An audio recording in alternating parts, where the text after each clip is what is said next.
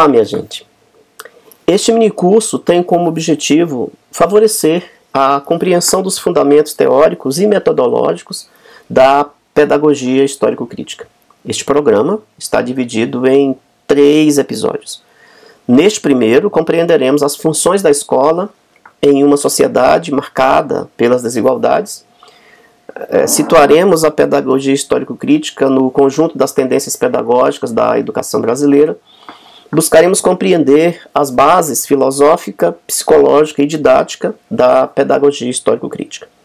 O segundo episódio é composto pela extraordinária participação do professor doutor João Gasparim, idealizador de uma alternativa didática para a pedagogia histórico-crítica, que nos fala com exclusividade sobre os 3 momentos do processo de ensino e aprendizagem, ou seja, a pesquisa, o ensino e a aprendizagem enquanto processos dialéticos.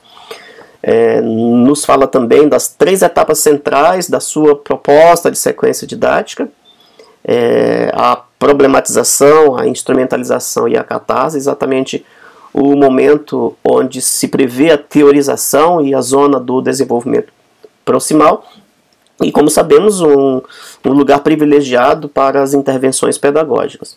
E nos fala também sobre a unidade contraditória, singularidade, particularidade e universalidade na dialética e como esta se manifesta na pedagogia histórico-crítica.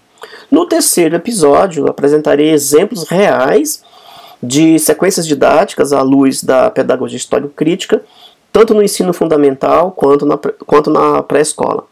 Então, eu desejo imensamente que estas provocações aqui apresentadas abram portas para novas incursões, renovem esperanças, alimentem nossas forças para deixarmos nossas parcelas de contribuição para a construção de um mundo melhor. Então, assim sendo, vamos nós. Bom, minha gente, convido vocês a pensar comigo. O que uma educação crítica emancipadora pode efetivamente fazer na vida de uma criança perdida no universo das exclusões, nascida com os prognósticos de reprodução das condições sociais de onde veio? Vou lhes mostrar que não pode ficar só no discurso. Vim lhes trazer um exemplo. Apenas um dentre centenas de milhares. Então, peço licença para lhes apresentar uma criança. Uma criança que teve todos os prognósticos de fracasso na vida, ou, como vai dizer Maria Helena Souza Pato, as profecias autorrealizadoras do fracasso. Essa criança veio de origem muito pobre, sofreu pela desnutrição, o seu irmão mais velho já havia sido levado pela desnutrição, a aquisição da fala lhe foi tardia, a alfabetização lhe foi tardia, e muitas vivências traumáticas foram falando à sua alma que aquela criança não havia nascido para aprender. Assistiu à morte do seu pai, viveu vidas precárias, sonhos minguantes, e estava ele e a sua família entregues ao urubu do destino. Aquela criança falava pouco porque tinha dificuldades com a fala, em função do freio sublingual curto que lhe aprisionara ao longo de toda a vida. Aquela criança evitava falar e, quando chega à escola, era punido, recorrentemente punido, por meio de broncas severas, réguas de madeira quebrada nos dorsos das suas mãos, porque aparentemente aquela criança manifestava desinteresse pelas aulas e provavelmente aquele desinteresse era compreendido como um assinte às professoras. Logo cedo ouvia recorrentemente expressões como: esse menino é burro, esse menino não aprende nada, esse menino é retardado, esse menino não nascera para a escola.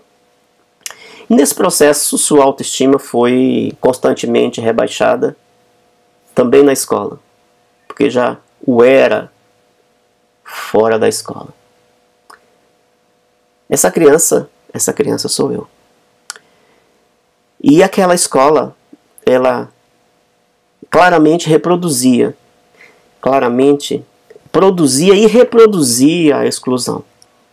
Acentuava as desigualdades, as injustiças, a submissão, a domesticação, a alienação, a opressão, o autoritarismo. E dessa forma, aquela escola colaborava poderosamente para a manutenção do status quo. Portanto, aquela escola, no interior do Maranhão, era uma escola tradicional. Uma escola tradicional, de uma tendência liberal, não crítica, mesmo imersa em um contexto de pobreza absoluta. Então eu e minha família viemos para o Distrito Federal.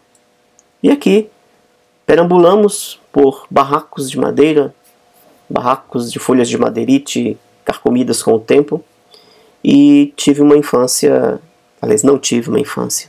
A infância me foi perdida. Muito cedo precisei assumir como que uma liderança, uma chefia, cuidar do meu irmão, olhar pelos meus primos. E os sonhos de escola iam se alimentando.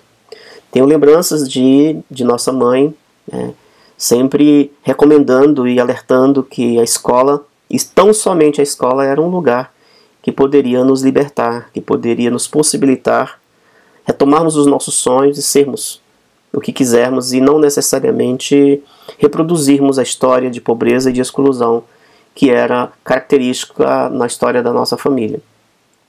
Ao chegarmos no DF, nossa mãe nos matricula em uma escola pública, e tudo aquilo, todos os traumas da experiência da escola do interior do Maranhão se repetem no Distrito Federal.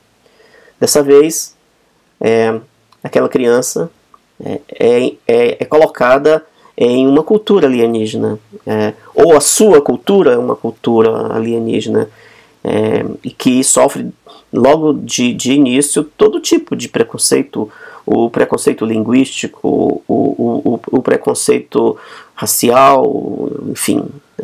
Nós somos nossa cultura, nós somos a nossa história, e o meu biotipo do sertão, o sotaque, enfim, tudo aquilo foram elementos que foram sendo rechaçados, e aquele processo de exclusão, foi por esse processo de exclusão que eu fui apresentada a essa nova escola no Distrito Federal.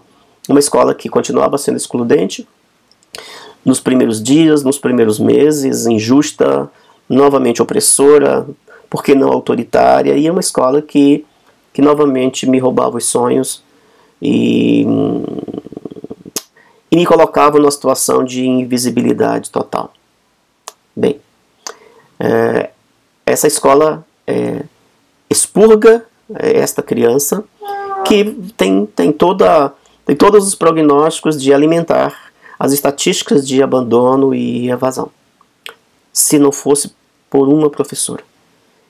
Então eu conheço uma professora de português, cujo nome era Emília, e essa professora, muito preocupada com o que acontecia com os seus estudantes para além dos muros da escola. Professora que sempre perguntava sobretudo quais eram os nossos sonhos.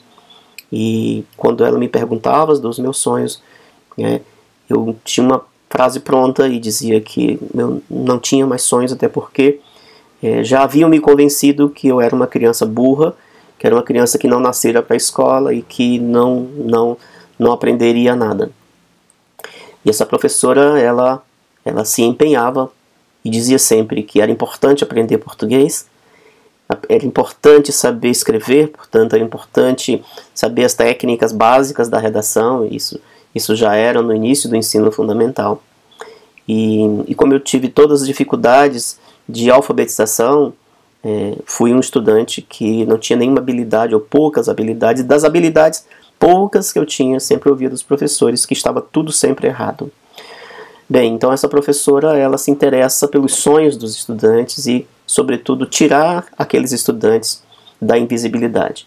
Especialmente comigo, eu lembro da professora Emília, desconstruindo todas aquelas asserções que em um processo de internalização já eram as minhas próprias vozes dizendo que eu não havia nascido para aprender muita coisa. Os processos que o Vygotsky vai batizar como interpsíquicos e intrapsíquicos.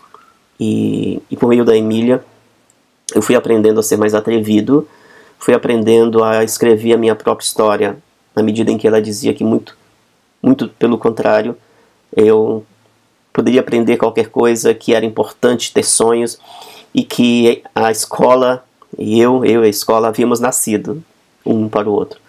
E com ela fui aprendendo que, sobretudo, não ser vítima fácil da história.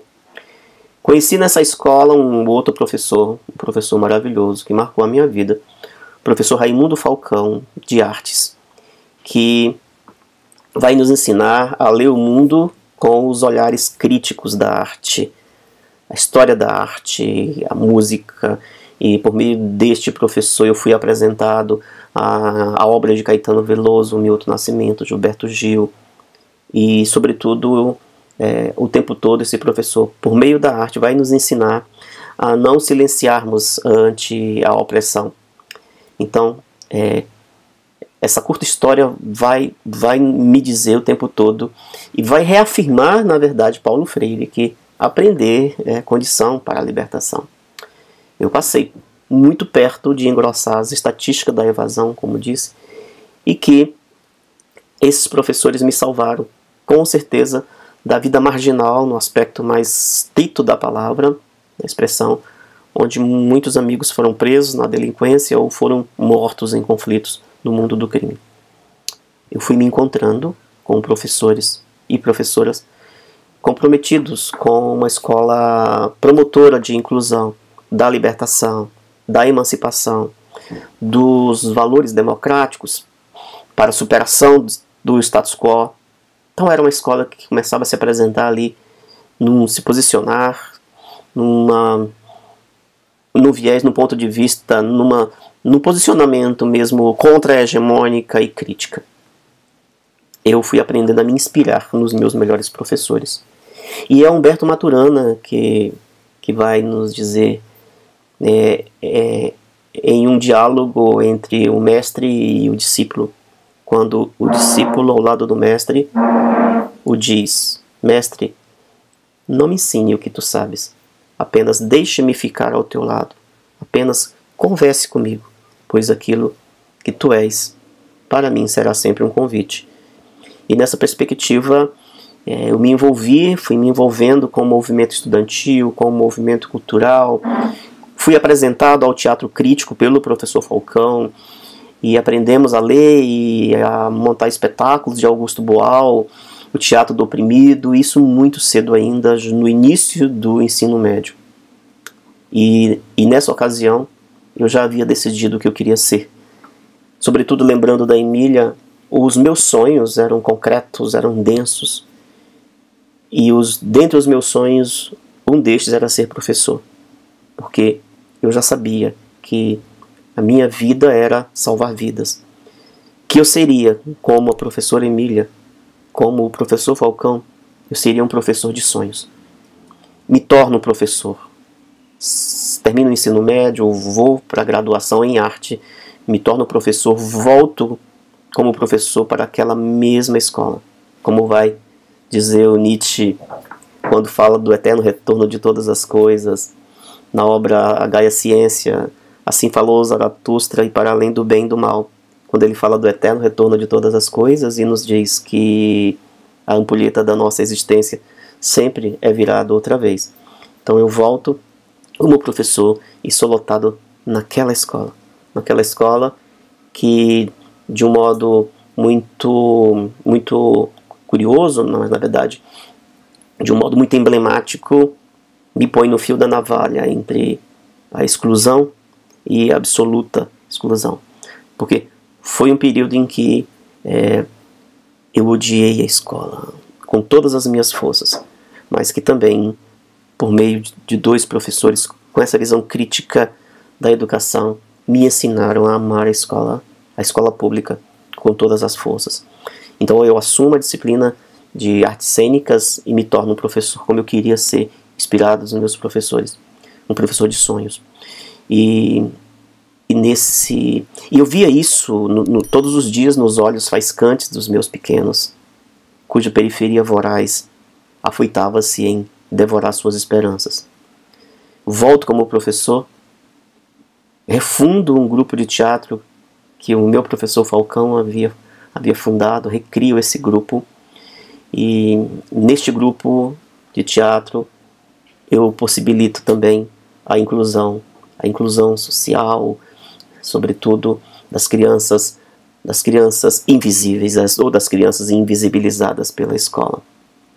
E eu aprendi a perguntar desde muito cedo, como professor, para que serve a escola? Por que nós ensinamos? Para que e, sobretudo, para quem que nós ensinamos? E que escola que nós, professores e professoras, ajudamos a construir todos os dias? A pedagogia histórico-crítica, então, ela vem se situar como uma tendência marxista que Saviani começa a construir em 1979. E ela emerge comprometida com a produção crítica e reflexiva do conhecimento e com as transformações sociais, numa oposição de forma radical às perspectivas reprodutivas, a críticas e neutras, aliás, pretensamente neutras de conhecimento, porque não há conhecimento neutro. Então, a forma como nós nos posicionamos frente às funções e os desafios da educação sinaliza claramente para o sucesso ou para o fracasso. E, sobretudo, o sucesso nessa perspectiva social, um sucesso social, socialmente referenciado.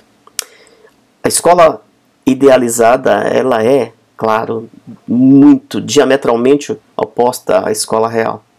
Pois a escola idealizada é a escola que produz inclusão, igualdade, justiça, liberdade, emancipação, democracia e contribui para a superação do status quo vigente.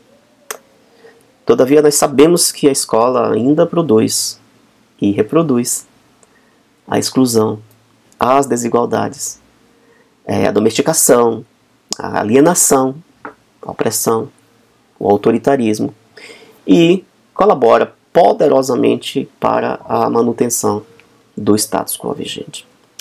Então, a pedagogia histórico-crítica, ela vem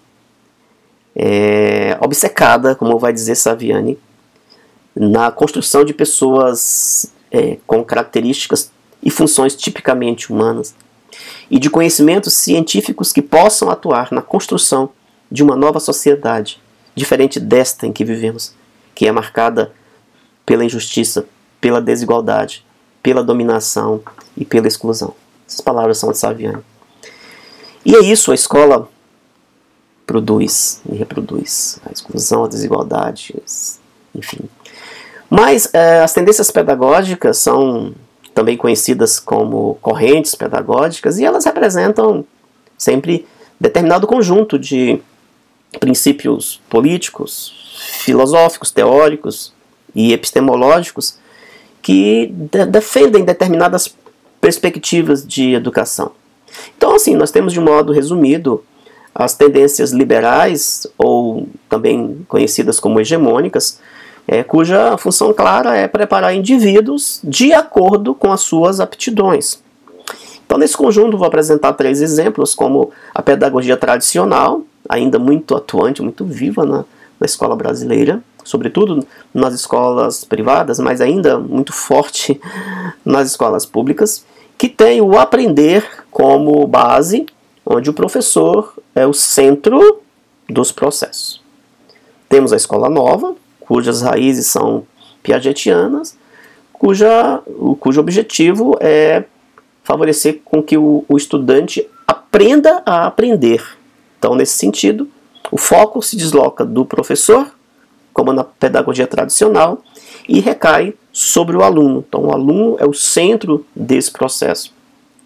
Uma terceira tendência é a tecnicista, a escola tecnicista que ensina o aluno, tem esse objetivo de fazer o aluno aprender a fazer. Então, desloca-se o foco, desloca-se o centro do professor, desloca-se o centro do estudante e o centro agora é o método.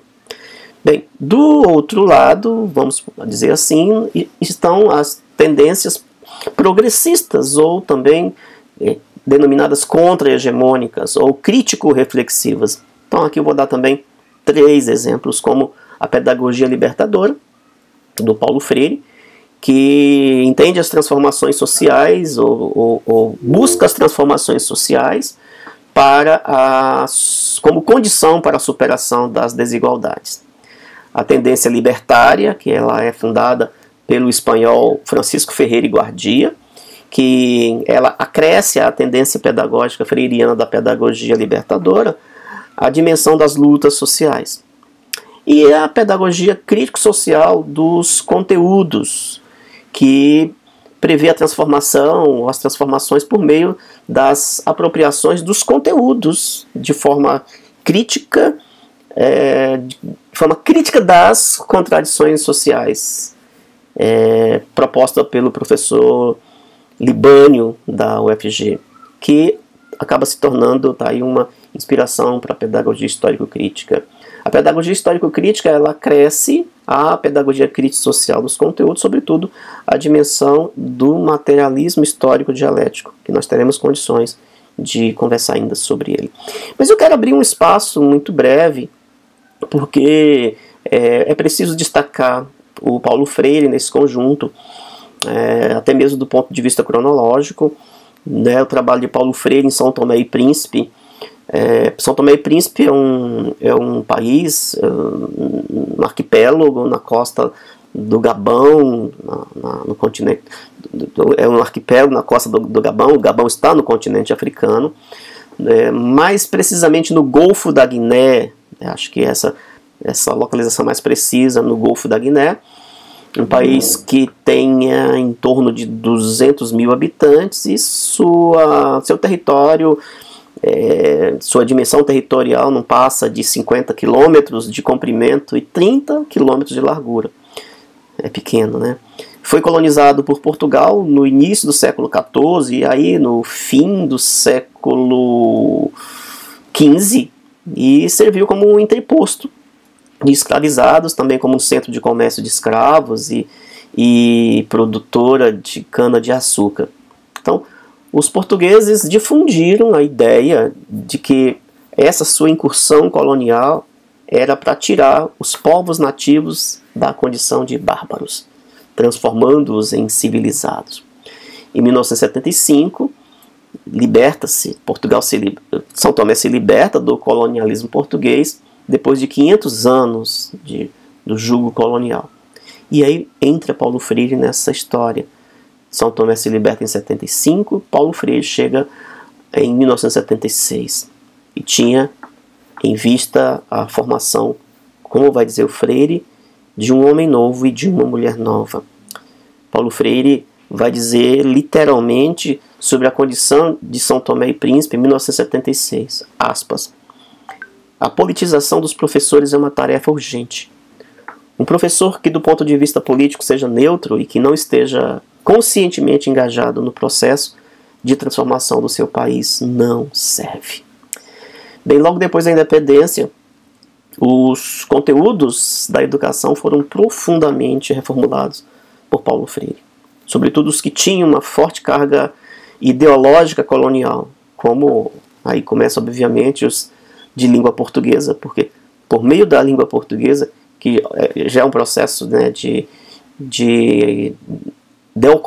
colonialismo, na verdade, da imposição da língua portuguesa, porque São Tomé e Príncipe era um país que falava o crioulo, e aí depois o português ele é introduzido de forma agressiva como a primeira língua, e a língua portuguesa também, por meio da língua portuguesa, se disseminava a cultura portuguesa e o poder português.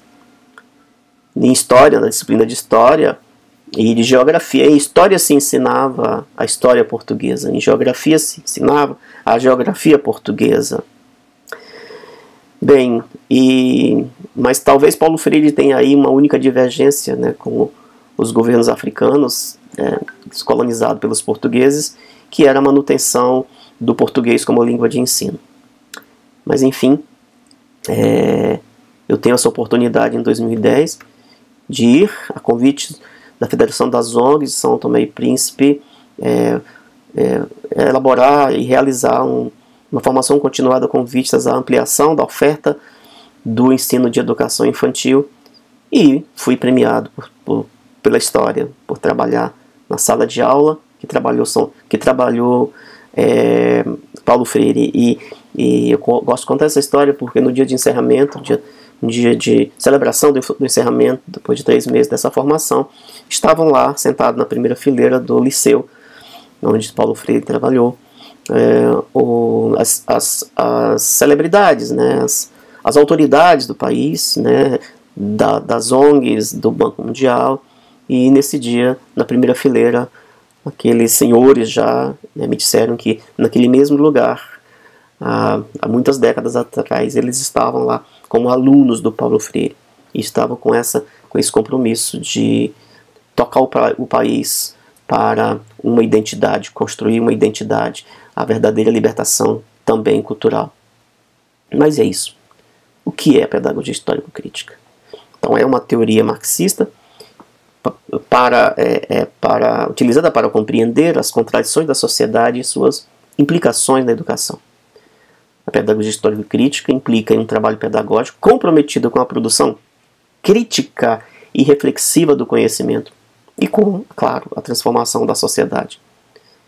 E, reforçando, ela se opõe radicalmente a uma concepção reprodutiva, acrítica e pretensamente neutra de conhecimento. E por que a pedagogia, essa perspectiva teórica, ela é histórica e ela é crítica? Ela é histórica porque a educação, temos que ter a consciência de que a educação ela interfere na sociedade, contribuindo para a sua transformação. E ela é crítica pela consciência que devemos ter das determinações sociais, ou das determinações exercidas pela sociedade sobre a educação.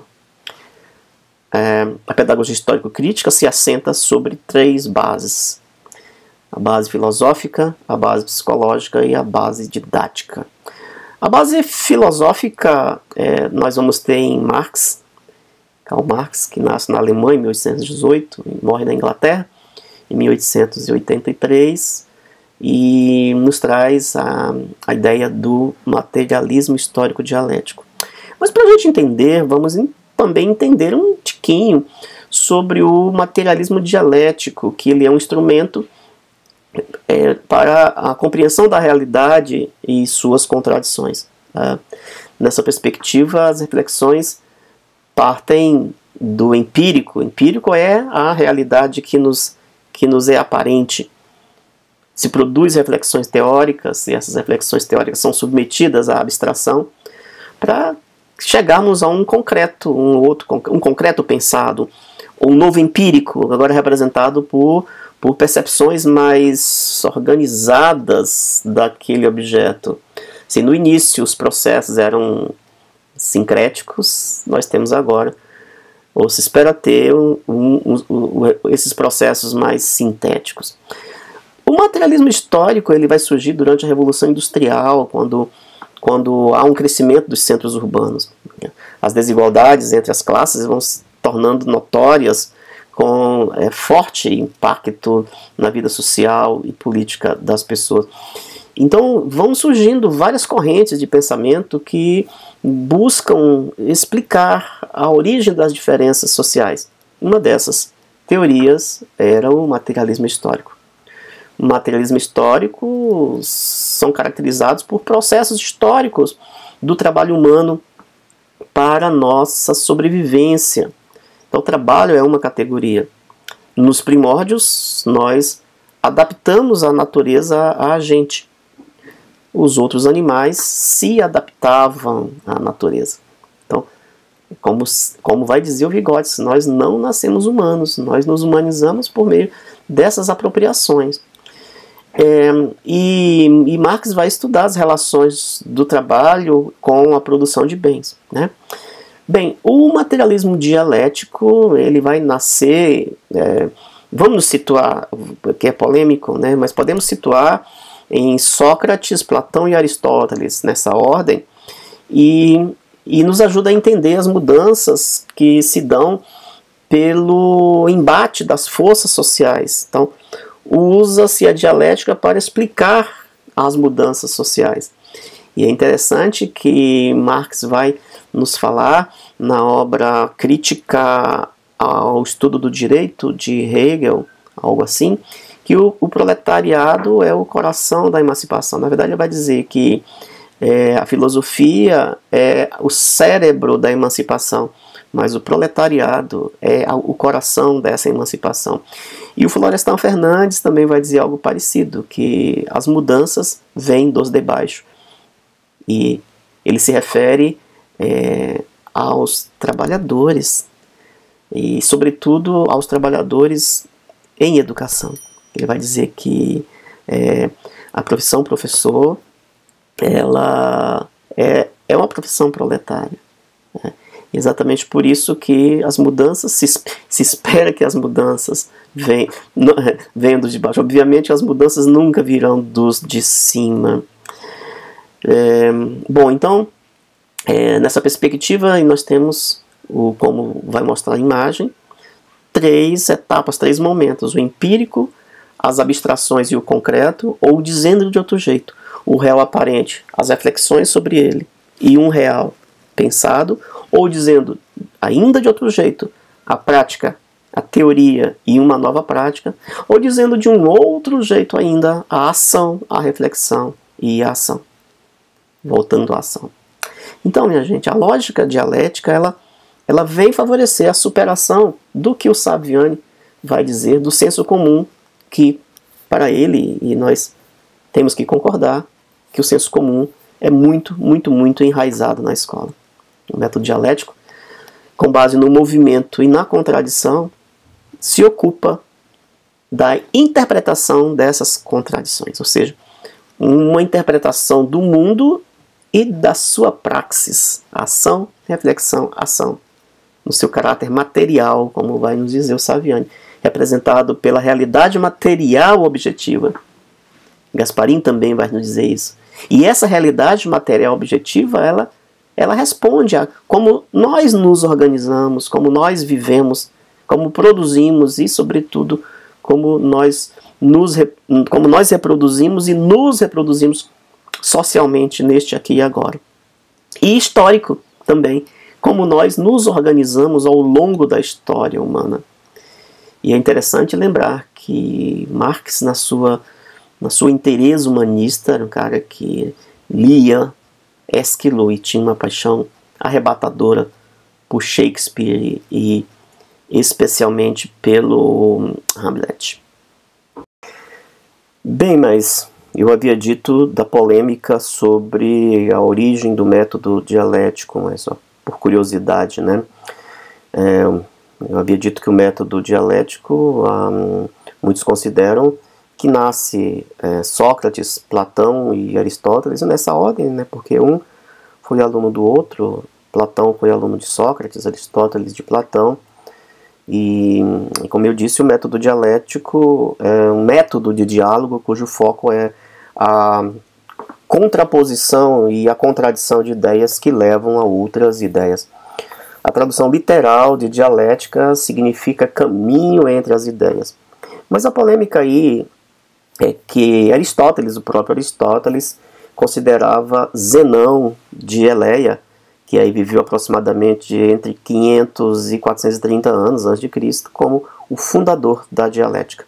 Outros consideram Sócrates.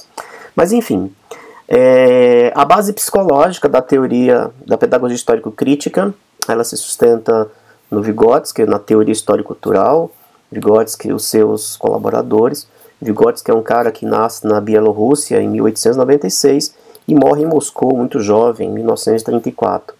Para esta teoria, o homem é concebido como um ser histórico, que é construído através das suas relações com o mundo natural, ou o mundo biológico, e o mundo social, ou seja, o mundo cultural, seja o mundo social.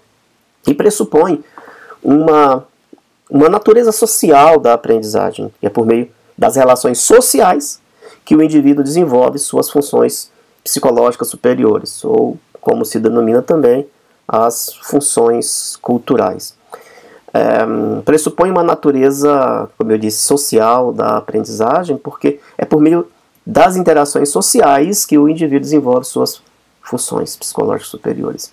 Vai dizer que nós não nascemos humanos e que este processo de humanização vai se dando à medida em que nós nos apropriamos do patrimônio cultural humano, ou, dizendo de outro jeito, do conhecimento elaborado, produzido e acumulado ao longo da história da humanidade.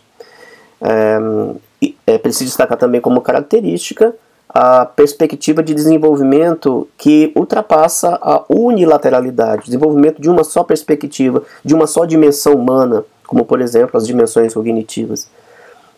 Defende que essa perspectiva de desenvolvimento deve se dar multilateralmente ou omnilateralmente, que é uma perspectiva inspirada no Marx. Destaca-se também, precisamos destacar, as funções mentais superiores ou as funções culturais, que são aquelas relacionadas à dimensão afeto-cognitivo, ao intelecto cognitivo, o pensamento lógico, a abstração, e também como característica volta-se à compreensão do funcionamento humano nas suas aprendizagens e no seu desenvolvimento.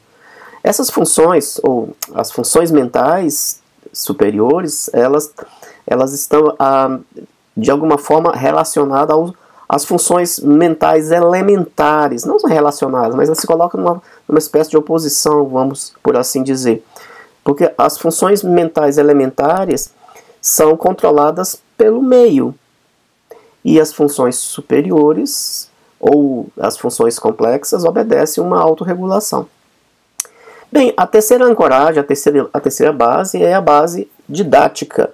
Essa base didática se sustenta no método dialético do conhecimento. Voltamos então ao Karl Marx. Então, nessa perspectiva, o conhecimento ele é produzido a partir da materialidade, da realidade social, objetiva, dos estudantes, da escola, dos profissionais de educação, ou seja, de uma prática social humana e dos processos de transformação da natureza forjada pelo próprio humano, conforme nos ensina o mestre João Gasparim. Ou seja, o conhecimento, para ele, se constrói a partir da base material. Que base material é essa? A prática social humana. Porém, Gasparim vai nos alertar que as organizações culturais, artísticas, políticas, econômicas, religiosas, jurídicas, etc., também são expressões sociais que interferem na construção do conhecimento. A pedagogia histórico-crítica, minha gente, entendida desse jeito, ela é necessária ao longo de toda a escolarização do sujeito. Especialmente desde a educação infantil, na etapa ou na idade pré-escolar, que é, como vai dizer o Daniel Elkony, um outro colaborador de Vygotsky, é o momento ou a etapa, o período em que a imaginação, a função simbólica, se formam, em que há a contundência, a clareza do aparecimento da imaginação, da função simbólica, e é a etapa em que se formam as vivências generalizadas e a orientação consciente. A etapa da pré-escola oferece, então, bases psicológicas necessárias para as ações pedagógicas sustentadas nessa tendência. Para Elkony, quando discute a periodização do desenvolvimento infantil, e aí, embora a idade pré-escolar vai, segundo os documentos, vai dos 3 aos 6 anos de idade, aí, aproximadamente, eu entendo como absolutamente coerente a sua equivalência na organização do sistema escolar brasileiro, no qual a pré-escola, conforme os documentos, vai dos 4 anos aos 5 anos e 11 meses de idade. Bem, há uma frase belíssima que sempre me comove, do François Mouriot, que o Saviani tem um apreço muito grande, pois ele coloca como epígrafe e comenta em várias das suas obras, que eu quero deixar e compartilhar aqui com vocês. Diz assim: professor, aquele que institui a humanidade, no homem. Professora, aquela que institui a humanidade no homem. Muito bem, gente. Então as mudanças se dão pelos embates das forças sociais. Então usa a dialética para explicar as tais mudanças. O método dialético, baseado nesse movimento e na contradição, se ocupa com a interpretação destas contradições, ou seja, uma interpretação do mundo e da sua praxis, ou seja, desse movimento, ação, reflexão e ação. Acho que é importante fazer aqui um parêntese, porque quando a gente fala de contradição, o que é que nós representamos mentalmente desse termo contradição, né? E aqui não vale só uma definição dicionarística, não, é uma categoria do Marx. Então, as contradições, elas são aquelas condições que a sociedade já teria todas as possibilidades de superá-las, mas que elas persistem porque elas são produzidas pela própria sociedade. Então, nesse sentido, quando nós falamos que o método dialético se ocupa com a interpretação das contradições, né? Então, nesse sentido, no seu caráter material, né, representado pela realidade material objetiva. E que realidade material objetiva é essa? A forma como nós nos organizamos, vivemos, produzimos, reproduzimos e nos reproduzimos no social, no aqui e agora. E histórico, como nós nos organizamos ao longo da história humana, conforme vai nos ensinar o Gasparin. Nesse sentido, acho que é importante trazer novamente o Marx, que vai nos dizer na obra Crítica à Filosofia do Direito, de Hegel, me parece que é este o nome, que vai dizer que a filosofia ela é a alma da emancipação. Perdão, que a cabeça da emancipação é a filosofia, mas o seu coração é o proletariado. A Crítica da Filosofia do Direito de Hegel. E aí nós temos o nosso grande sociólogo Florestan Fernandes, que vai nesse caminho dizer que as mudanças sociais vêm dos de baixo. E aí vai falar especificamente da classe trabalhadora em educação. Porque nós somos uma categoria de baixa renda e isso nos coloca sempre na situação de estar nas classes inferiores, e é por isso mesmo que as mudanças devem vir desses de baixo, né? O materialismo histórico dialético é uma leitura da realidade em seu desenvolvimento histórico e dialético.